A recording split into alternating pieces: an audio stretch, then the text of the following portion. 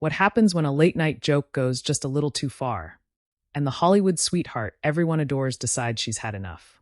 Before we dive into this explosive moment, make sure you hit that subscribe button and like and comment right now to support Talk Flair, because tonight's story, it's one of those rare live TV moments that leaves a studio frozen and the internet on fire. The lights inside the iconic studio of Jimmy Kimmel Live glowed their usual warm blue. The band played the final notes of the intro. The crowd was buzzing, ready for charm, wit, and the effortless banter that had made Jimmy Kimmel a late-night staple for over 2 decades. But no one, absolutely no one, expected what would happen next. Backstage, Emma Stone adjusted the cuff of her tailored black blazer. Fresh off the promotional whirlwind for her latest film, Poor Things, the Oscar-winning actress was riding high. The film had just earned her a second Academy Award. Critics were calling it daring, transformative, unhinged in the best way. And Emma? She had poured her soul into it. She'd also just wrapped filming for Kinds of Kindness, another collaboration that insiders whispered might once again push her into award season territory. But tonight wasn't about trophies. It was supposed to be light, funny, harmless. Emma had been a frequent guest on Jimmy's couch. Their chemistry was famously playful. Their running gag about fake breakups and mock feuds had gone viral before. The audience loved it. They expected sparks, but the cute, rehearsed kind. The band played her in. Jimmy grinned. Please welcome the incredibly talented 2-time Academy Award winner, Emma Stone. The audience erupted. Emma stepped out, smiling wide, waving blowing kisses. But if you looked closely, really closely, you might have noticed something restrained in her eyes. A tightness behind the sparkle. They hugged. Sat down. Jimmy leaned back casually. 2 Oscars. I mean, what's it like being better than all of us? Emma laughed politely. Oh, I wake up, I brush my teeth with gold. Laughter. Applause. Jimmy shuffled his cue cards. And I have to say, Poor Things. Bold. Very bold. So bold that my mother called me and said, Jimmy, why did that nice girl from La La Land do that? The crowd chuckled. Emma smiled, but her jaw tightened. La La Land had been the film that transformed her career. A love story. A musical. Safe in comparison to the provocative vulnerability of Poor Things. She responded lightly. Well, Jimmy, your mother should probably avoid European cinema in general. The audience laughed harder. A zing. A playful jab. Jimmy leaned forward. I'm just saying, you really went full weird. The word hung in the air. Full weird. Emma blinked. The crowd laughed again, but it felt thinner this time. Jimmy continued. I mean, you were crawling around like a toddler in some scenes. My kids asked if it was a nature documentary. More laughter. Emma's smile faded. She said, her voice still light, but no longer playful. It's interesting you call it weird. Jimmy smirked. Oh no, here we go. The audience oohed. Emma crossed her legs slowly. Because when male actors do something full weird, it's called brave. It's called transformative. It's called genius. The studio shifted. Jimmy's grin faltered, just slightly. She continued. But when I do it, it's weird. Jimmy tried to jump in. No, I meant. But Emma wasn't finished. You know what's funny? She said, her voice steady but charged. No one called Joaquin Phoenix weird for crawling on the floor in Joker. They called it revolutionary. The audience gasped. Jimmy blinked. The band fell silent. For a split second, the room felt like it had lost oxygen. Jimmy cleared his throat. Okay, wow. We're going there tonight. Emma leaned forward. I love you, Jimmy. But sometimes these jokes, they land differently than you think. The crowd was completely silent now. Jimmy attempted humor again. Well, that's why we have you here, to keep me in line. Emma didn't laugh. You don't need me to keep you in line, she said quietly. You need to realize how powerful your words are. A murmur rippled through the audience. Jimmy's face flushed. For the first time in years, the master of late night seemed unprepared. And just like that, what was meant to be another playful late-night segment turned into something else entirely. Something raw. Something real. And this was only the beginning. The silence didn't break all at once. It cracked. A single nervous laugh somewhere in the back row. The faint squeak of someone shifting in their seat. The red on-air sign glowing like a warning instead of a welcome. Jimmy adjusted his jacket. He was a professional. Decades in late night had trained him for awkward pauses, political landmines, even celebrity meltdowns. But this felt different. This wasn't chaos. This was controlled. Intentional. Emma wasn't spiraling. She was steady. Well, Jimmy said carefully, forcing a half smile. I promise you, my intention was admiration. I mean, Poor Things is incredible. You were incredible. Emma tilted her head slightly. I know you think that, and I appreciate it, but intention and impact aren't the same thing. The audience murmured again, this time more audibly. Jimmy leaned back, buying himself seconds. So we're doing a media literacy class tonight? A few scattered laughs. Emma didn't bite. She folded her hands in her lap. You've built a career on humor, and you're great at it. But sometimes the joke reinforces something bigger than we realize. Jimmy's eyes narrowed, not angrily, but defensively. Like what? Like the idea that women taking creative risks are oddities. That our ambition needs commentary. The air tightened. The co-producers offstage were motioning subtly. Wrap it. Shift it. Commercial break. But Jimmy stayed. Emma, you've hosted Saturday Night Live. You roast people better than I do. You've played with this format for years. Why does this one sting? There it was. The edge. Emma inhaled slowly. Because, she said, her voice softer now, I'm tired. The vulnerability caught everyone off guard. Tired of what? Jimmy asked, and this time it wasn't sarcastic. Tired of having to be charming about everything. Tired of shrinking bold choices into punchlines so everyone stays comfortable. The audience was no longer restless. They were listening. Emma glanced out toward the crowd. You know, when I was filming Poor Things, it was the most fearless I've ever felt as an actor. I was terrified, but I felt free. That doesn't happen often. Her voice trembled slightly, not from anger, but from emotion held too long. Jimmy's posture shifted. Less host, more human. She continued. When I started in this industry, I was the girl next door. The easy laugh. The quirky redhead. And I loved those roles. I loved Easy A. It changed my life. The audience applauded warmly at the mention. But at some point, she said, you realize you don't want to be safe forever. Jimmy nodded faintly. And winning my first Oscar for La La Land was surreal. Magical. I thought, okay, now I can take risks. She smiled gently at the memory. My parents were in the audience that night. My mom was crying so hard she couldn't breathe. That was a special moment I'll never forget. The audience softened. The tension melted into something more intimate. But even after that, she said, I'd still hear whispers. Don't go too far. Don't alienate people.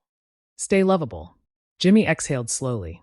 And Poor Things, she said, was me deciding I didn't want to be digestible anymore. The words landed like a stone in water. Jimmy leaned forward. I never meant to reduce that. I know, she replied immediately. I know you didn't. That's why I'm saying it here. Because if I can't say it here, with someone I trust, then where? That hit. The audience broke into applause, not thunderous, but steady. Supportive. Jimmy held up his hand slightly. Okay, fair. That's fair. But there was still something unresolved in the air. Jimmy glanced at his cards again. Let's talk about your new project then. Kinds of Kindness. I heard this one's even darker. A flicker of humor returned to Emma's eyes. Oh, it's deeply uncomfortable. You'll hate it. The crowd laughed, relieved. Jimmy smirked. Good. I'll prepare my monologue accordingly. Emma leaned in, voice playful but pointed. Just make sure you call it bold. The audience erupted. Jimmy raised his eyebrows. Noted. But the exchange wasn't over. Jimmy shifted again, this time more sincere. Can I ask something honestly? Always. Do you ever regret being that open? Like right now?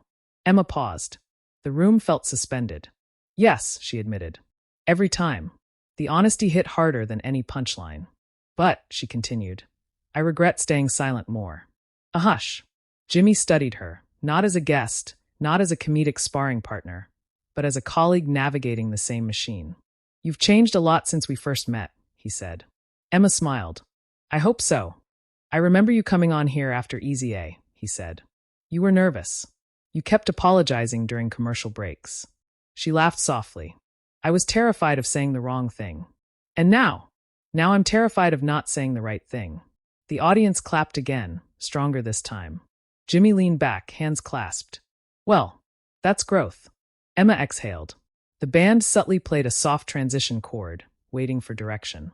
But before Jimmy could pivot fully back to promotion mode, Emma added one more thing. I don't want this to be a fight. Jimmy smiled gently. It's not. It's just we're in a moment where words ripple faster than ever. And when someone with your platform jokes about something, it shapes how people see it. Jimmy nodded slowly. You're right. The simplicity of it stunned the room. No deflection.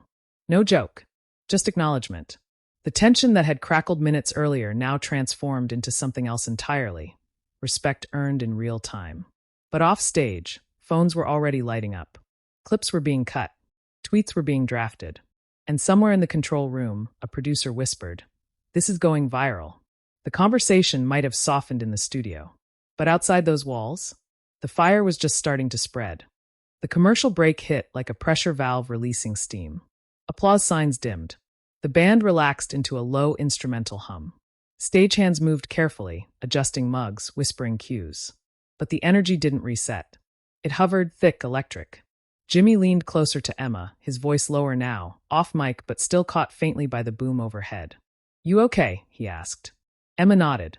"Yeah. Are you?" He exhaled through his nose. "Didn't expect a masterclass tonight." She gave him a small grin. "Didn't plan one." Across the studio, audience members were already scrolling on their phones despite the no recording policy. Group chats were exploding. "Are you watching this?" Emma just schooled Jimmy live. "This is wild." When they came back from break, something had shifted. The playful late-night rhythm was gone. In its place was something more deliberate. Jimmy turned back to camera. "We're back with Emma Stone," he said, and this time the introduction felt different. Less performative. More grounded. He glanced at her. "Before the break, we were talking about creative risks. And I want to stay there." Emma's posture softened slightly. The defensive edge was gone, but the conviction remained. "You've always had this incredible balance," Jimmy continued. "Comedy, drama, musicals, now these really experimental films. Do you ever worry the audience won't follow you?" Emma considered the question. "Of course," she said. "But I don't think my job is to be followed. It's to be honest." The audience murmured approval. She continued. "When I signed on to Poor Things, people told me it might confuse fans. That it might hurt my brand." She air-quoted the last word. "But I kept thinking about why I started acting in the first place. It wasn't to protect an image. It was to explore humanity." Jimmy nodded slowly. "And with kinds of kindness," she added, referencing kinds of kindness, "it's even more layered. It's uncomfortable. It's morally messy. But that's real life." Jimmy leaned in. "You've worked with some intense directors. Does that environment change you personally?" Emma smiled faintly. "Every project changes you. La La Land taught me discipline. Poor Things taught me fearlessness." She paused. "And becoming a mom taught me perspective." The audience softened instantly. Emma rarely spoke publicly about her private life. The mention alone felt intimate. Jimmy's voice gentled. "Has motherhood shifted how you choose roles?" "Yes," she said without hesitation. "Not in the way people assume. It hasn't made me choose safer projects. It's made me choose braver ones." The crowd reacted, surprised. "Because," she continued, "I want my daughter to see a woman who isn't afraid of complexity." Jimmy absorbed that. There was no sarcasm now. No punchline waiting. "You know," he said, "there's this narrative online that actresses disappear after certain milestones. Marriage. Kids. Age." Emma let out a quiet laugh. "Oh, I've read the headlines. But you're doing the opposite." "Because I don't see life as chapters that close," she replied. "They expand." The audience applauded again, stronger this time. Jimmy hesitated before his next question. "Can I be honest about something?" Emma raised an eyebrow. "That seems to be the theme tonight." He smiled sheepishly. "When I joked earlier, part of it was habit. We reduce things to quick laughs. It's what late night does. But maybe sometimes we oversimplify people." Emma's expression softened. "It's not just you," she said. "It's the machine." "The machine," Jimmy repeated. "Press junkets. Sound bites. Clickbait. We're all flattened into headlines." And as if summoned by fate, a producer off stage held up a tablet. A notification banner glowed across the screen. Emma Stone calls out Jimmy Kimmel live on air. Jimmy noticed it. His eyebrows lifted. "Well," he muttered, half to himself, "that was fast." The audience chuckled nervously. Emma shook her head. "See? It's already becoming a fight." Jimmy looked back at her. "Is it?" She met his eyes. "No," she said. "It's a conversation. A beat." Jimmy turned to the audience. "For the record, I like conversations. They're better than Twitter." Laughter broke the tension. But beneath the humor, something deeper was happening. The audience wasn't just watching celebrities banter. They were witnessing vulnerability, unscripted, unsanitized. Jimmy shifted gears slightly. You've had so many defining moments in your career. The Oscar mix-up at La La Land. The standing ovations.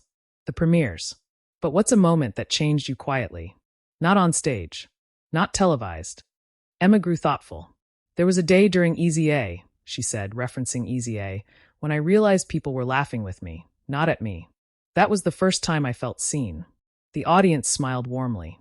And then during La La Land, she continued, nodding toward La La Land, there was a scene where I had to sing live, no safety net. I was terrified, but when it ended, the crew was crying.